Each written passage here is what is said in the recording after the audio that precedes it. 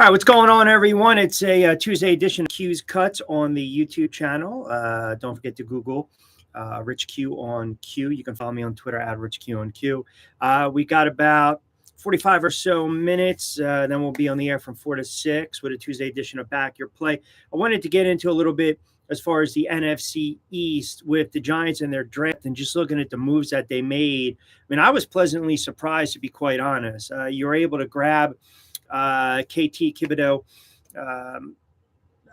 with the fifth pick. And I think Thibodeau is going to be a beast. I understand people looked at his personality, kind of that larger than life. Strahan's going to come in, the Hall of Famer, the all-time great Giant, and mentor him. But they needed that pass rusher. And the fact that then they were able to turn around and get Evan Neal, the big tackle out of Alabama, a couple spots later, with the seventh overall pick, to me, wonderful. So you address the defensive side of the ball, you address the offensive side of the ball, and then you keep looking down. They go with the kid Robinson. They go with another guard out of North Carolina.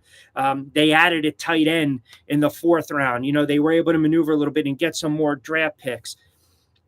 I like the fact that they're looking at building this back up, right? We always talk about the rebuild stage in the NFL, where if you're a 4-12, well, let's just say now it's 17 games, 4-13 team or 5-12 type of team, you can flip it. You can win 10, you can win 11, you can win 12 the next year. I mean, ultimately not picking up the option, the fifth-year option on Daniel Jones's contract. He's a quarterback that is going to have a lot of pressure on him going into the season, and rightfully so. But the fact that you've got a new GM who's bringing that track record of success, you're bringing a head coach now who, from a philosophical standpoint, you know, cleaning out the bad toxic culture that was the New York Football Giants, from Gettleman, who probably could have just screwed up a cup of coffee with the draft, and then having to deal with Judge, who was a debacle. You know, McAdoo years ago, Shermer years ago, hanging on to Eli too long. They've had such a bad run of football that you have to have a little confidence. You have to have a little belief going forward that maybe they're turning the quarter a little bit. It's going to be a makeshift, rebuilt offensive line. We know they have some weapons. We know Saquon wants to come back motivated.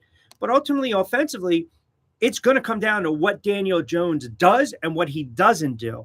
If Daniel Jones goes out there and he slings and he throws close for 4,000 yards, 25 touchdowns, 6 picks, loses 2 fumbles, that's a great year by Daniel Jones's standards. The NFC East is always going to be a competitive division. The NFC East is always going to be the rivalries within, whether it's the Eagles, Washington, Dallas, and the Giants, all just banging heads, colliding. I mean, that's just how it is. So as those other teams get better, the Giants have to kind of keep up with the Joneses. Now, I'm not going to sit here and tell you that they're going to win 8, 9, 10 games. I'm not. But I like the fact that finally you address what you've been lacking. They haven't had an edge rusher. They haven't been able to get to the quarterback.